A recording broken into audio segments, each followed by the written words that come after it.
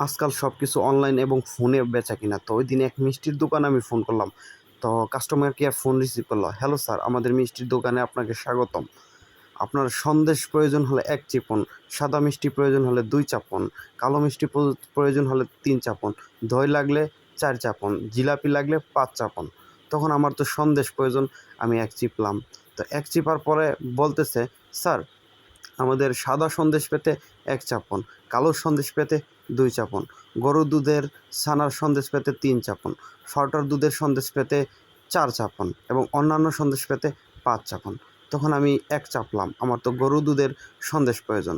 তখন বলল, "sir, Australian গরুর দুধের সন্দেশ পেতে ১ চাপন, দেশি গরুর সন্দেশ পেতে ২ চাপন, মহিষের গরুর সন্দেশ পেতে ৩ চাপন, ছাগলের গরুর দুধের সন্দেশ পেতে ৪ চাপন।" তখন আমি দেশি গরুর সন্দেশ পাওয়ার জন্য ২ চাপলাম।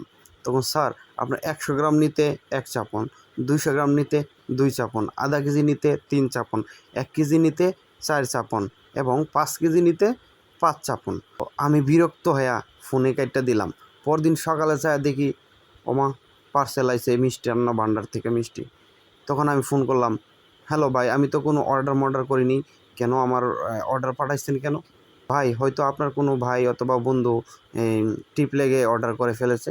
তখন আমি বললাম, "আমার আমরা তো ৬ ভাই।